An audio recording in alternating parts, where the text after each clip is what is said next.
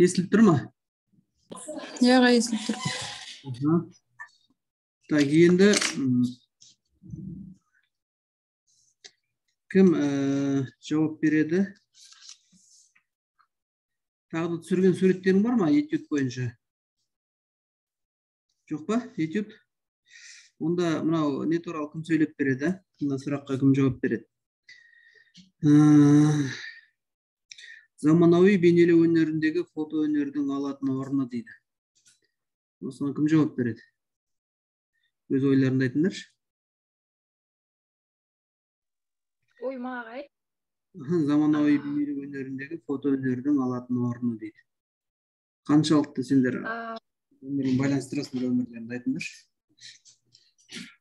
Қазіргі кезде туристік сапарлар көп дамыған ғой.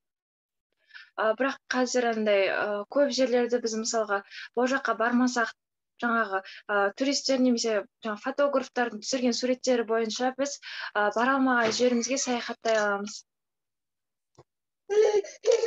Яғни визуалды түрде, визуалды түрде, солай ма? Иә. Қазіргі өнеріндегі қазіргі дамыған болғандықтан қазір дамыған болғандықтан қазір көп жерлерге сондай фотографтар арнайы фотолар жасау арқылы мысалы қазір халық көп жерге бара алмайды ғой, сол себепті олар жаңа экран арқылы тамашалай алады. Түсірген видеолар арқылы, фотолар арқылы түрлі табиғат пейзаждарды, тауларды. Так. Гүлнұр, сенің ойың қандай?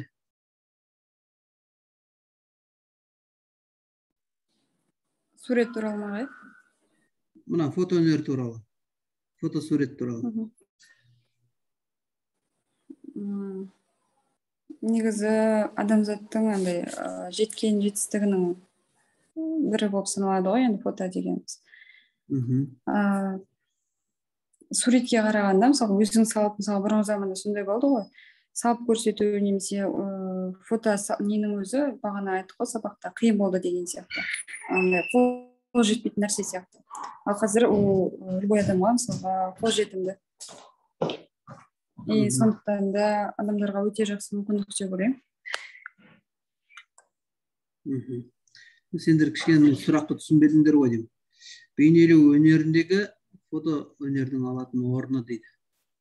Яғни фото туындыларды кәдімгі бейнелеу өнердің түрлері, графикалық сурет болсын, кескіндемелі сурет болсын да, кескіндеме живописный картиналар болсын. Солармен қаншалықты байланыстыра аламыз, қаншалықты солардың деңгейінде көре аламыз фото суреттерді. Қандай ойлайсыңдар? Фотоны бейнелеу өнерімен салыстыру ма? Иә. Алатын орны қаншалықты дейді да?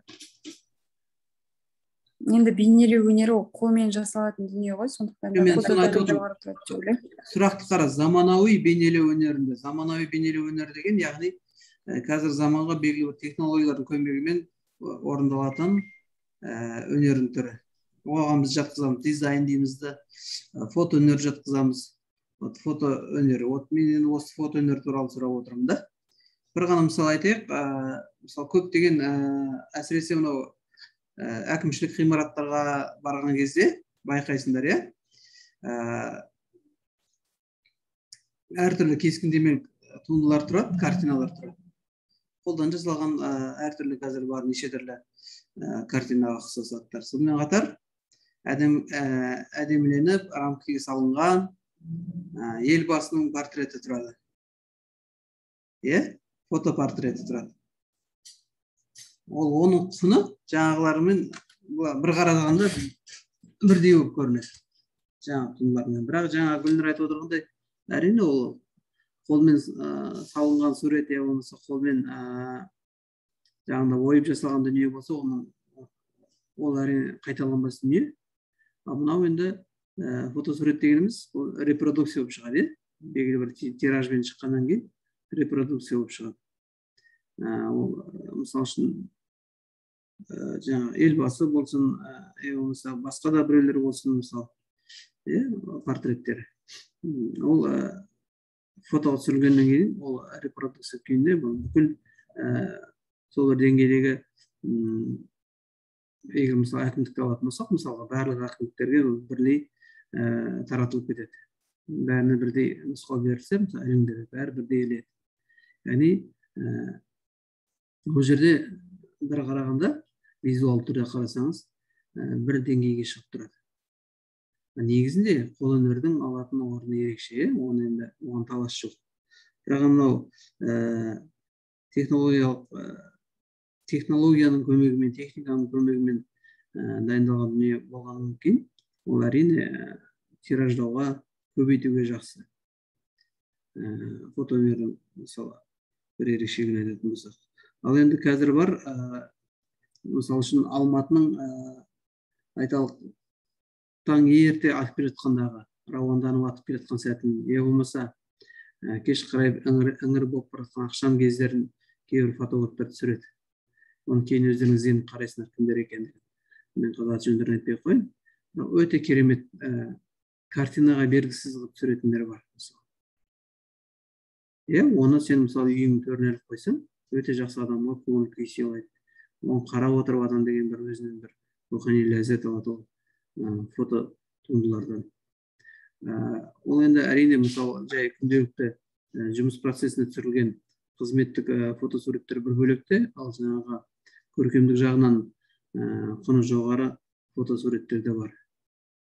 Оны қазіргі кейбір фотосуретшілер өздері қосымша бейнелеу өнер саласы бойынша білім алып, яғни бояумен жұмыс жасау үйреніп, жаңаға суреттің кейбір детальдарын қосымша қосып жүрген суретшілер де бар. Мысалы, кәдімгі фотоға түсірілген сурет, соның үстіне қосымша майлы бояумен дорисовка дейді ғой, қосымша үстіне суретін салып жүргендер де бар қазір. Яғни оның құнын артырып, одан сайын әдемілеп, оған белгілі бір ой беріп, мағына беріп, көркемдік жағын молайту процестер де бар қазіргі кездерде. Так. Бейнелеу өнеріндегі заманауи құбылыстар дейді. Графика, кескіндеме, қазақстандық фото суретшілердің туындыларымен танысып, талқыға салу дейді. Қандай фото суретшілерді білесіңдер? Сендер силабусты қарадыңдар ма? Силабусты қарап, нелерін көшіріп қойыңдар. Соның кейін себебі біз әр сабақта біз осыған тоқталу. Бұл бізге былайша айтқанда жол көрсетуші путеводитель дейміз ғой. Осы бойынша біз жүріп өтеміз ары қарай. Сондықтан міндетті түрде бұған мән беріп қарап отырыңдар. Осы бойынша ары қарай жылжып отыратын боламыз. Қандай фотографтар білесіңдер? Танымал фотографтар. Білесіңдер ме?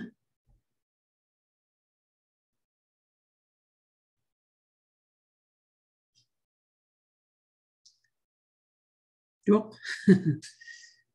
Онда қызығып, міндетті түрде қызығушылық танытып, қарап көріңдер, танысыңдар суретшілермен. Қандай мықты. Мен шетелдіктің біліңдер, ананы деп отырған жоқпын.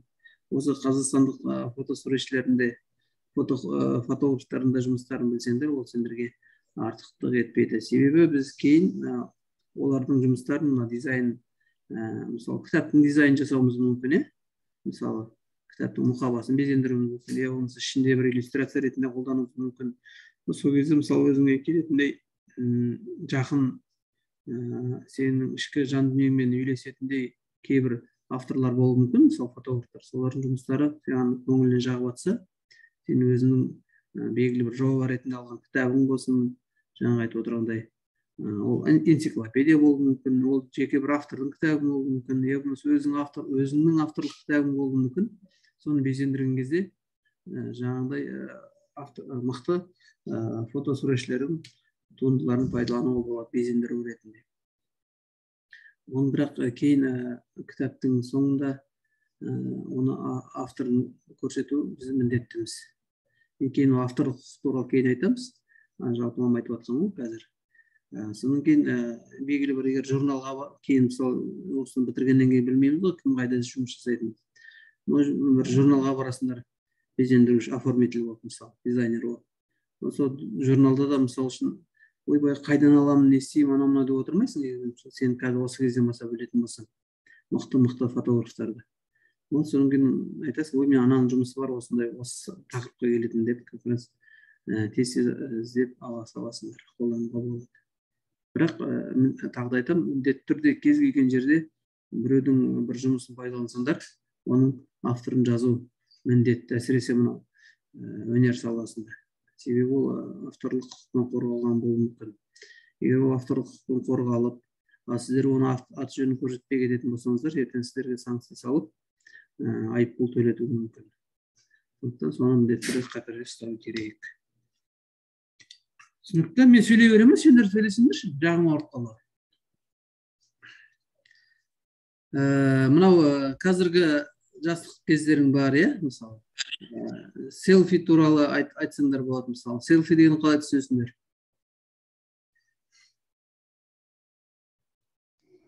Селфи деген телефонның алдыңғы камерасымен түсіру өзін. Яғни адамның өзін-өзі түсіруі. Ешкімнің көмегінсіз өзін түсіру. Яғни өзін-өзі түсіруі, селфи деген термин соңғы жылдары пайда болды деп айтсақ болады. Яғни мен өзімді-өзім түсіремін деген мағына береді екен. Өзіңді-өзің түсіресің. Я болмаса ол портреттік болуы мүмкін, я болмаса топтық сурет болуы мүмкін, сол сен ұстап тұрасында бірнеше адам жинап әкеліп, келіңдер селфи жасаймыз деп түсіресіңдер мысалы. Сол сияқты кейбіреулер аң құстармен селфи жасап жүреді, малдармен селфи жасап жатады. Бірақ кейбіреу өте сәтті шығады. Енді мысалы қасқағым сәтті. Сондай бір атақты болып кеткен суреттер де бар ғой, просто жай селфи бірақ.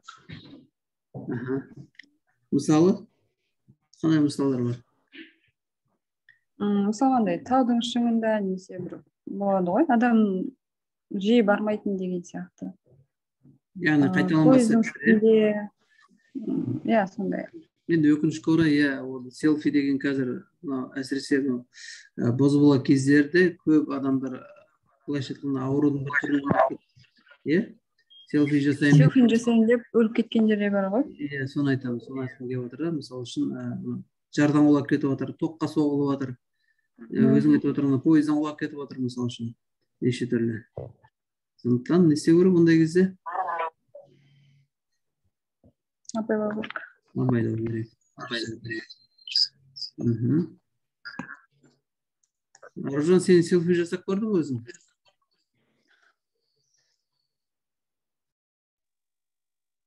Ағай, конечно. Күнде ма? Күнде селфи жасайсың ба? Күнде емес. Әлеуметтік желілер қаншалықты қолданасыңдар әлеуметтік желілер? Инстаграмда, Фейсбукта? Фейсбук вообще қолданбаймын. Инстаграм бұрын қатты қолданатын, қазір қызық емес. Ойбай, не болып қалды? Бұрын көп мындай қызық болатын да, ол кезде Инстаграм қатты нетіп атқан кездер ғой, мындай көбісі история салып, мындай неше түрлі андай нелер шығатын, мындай обновлениелер салып жатты ғой Инстаграмда, соны қызық көріп салатынбыз. Қазір басқаларды қарайсың, көп не салмайсың. Ай, қызық емес дейсің ба? Гүлнұр, сен де не жасап тұрасың ба? Жиі селфи жасайсың ба Инстаграмда? Жиі емес. Сен басқалар жерге барғанда бір.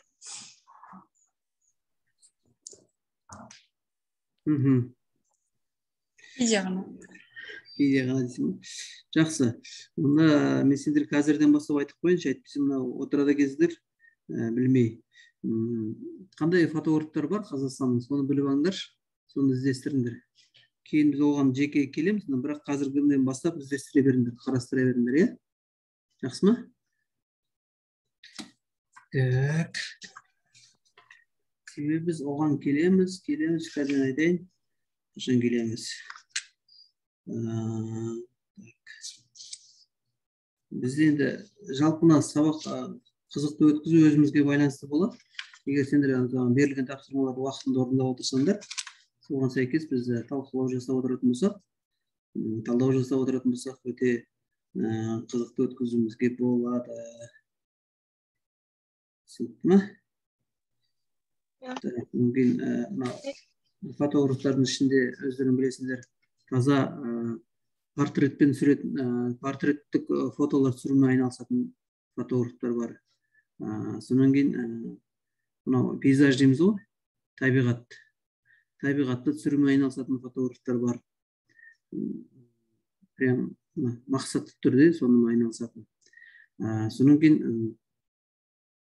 кейбір демей қойын, көптеген бұқаралық ақпарат құралдары, оның ішінде мерзімді ақпарат құралдарында арнайы штаттар бар, фотограф деген. Яғни олар көбінесе қызметтік фотолар түсіреді. Яғни сол мекемеге қатысты болып жатқан шаралар түсіреді. Сонан кейін басқа да құжаттарды түсіреді. Яғни ол музейге қатысты болуы мүмкін, я болмаса басқа да сол мекемеге қатысты талап етілген тапсырмаларды орындайтын фотографтар да бар. Оларында мысалы қарап отырсаңыз, салыстырмалы түрде күнделікті болып жатқан оқиғаларын жариялап отырады. Әлеуметтік желілерден жақсы болды. Қарап отырсаңыз, Инстаграмда, сонан кейін көбінесе мынау Фейсбукта қазір ресми парақшалар бар. Көптеген мемлекеттік органдар болсын, жаңағыдай бұқаралық ақпарат құралдары болсын, олар міндетті түрде күнделікті болып жатқан шаралардан фоторепортаждар жасалады. Яғни жаңағы фотографтарды біз фотокорреспондент дейміз. Фотокорреспондент дегеніміз ол құжаттық фотолар, яғни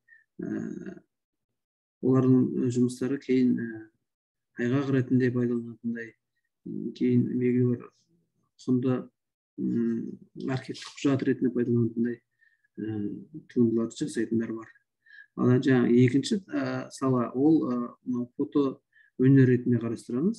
Яғни фотосуретшілер өте жақсы өзінің шығармашылық ой қиялын қосып отырып түсіретін суретшілерді фотосуретшілер дейміз.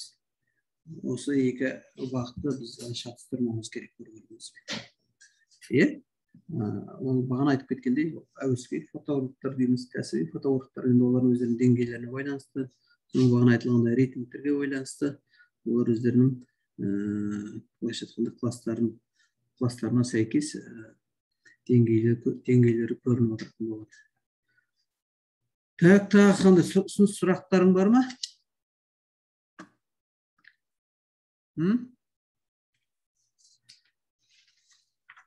Ағай, біздің расписание тұрақталды ма осы аптадан кейін?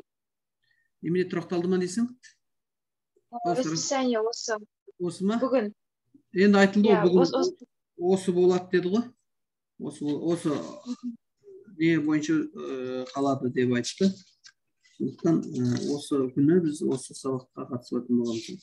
Мен соны сұрайын деп ұмытып баратырмын. Жаңағы біз алдында 3 пен 3,5 арасында сендер сабақ бар ма? 3 пен 3,5 арасында сабақ жоқ, Бүгін жоқ. Бүгін жоқ, сол. Бірақ неге оны арасын бөліп қойған, мен соны түсінбей отырмын да. Неге бөліп қойған? Білмеймін. Арасынан пауза жасап қойыпты да. Қазір мен нені қарап отырсам. Соны түсінбей отырғаным ғой, неге олай істеп қойды екен деп.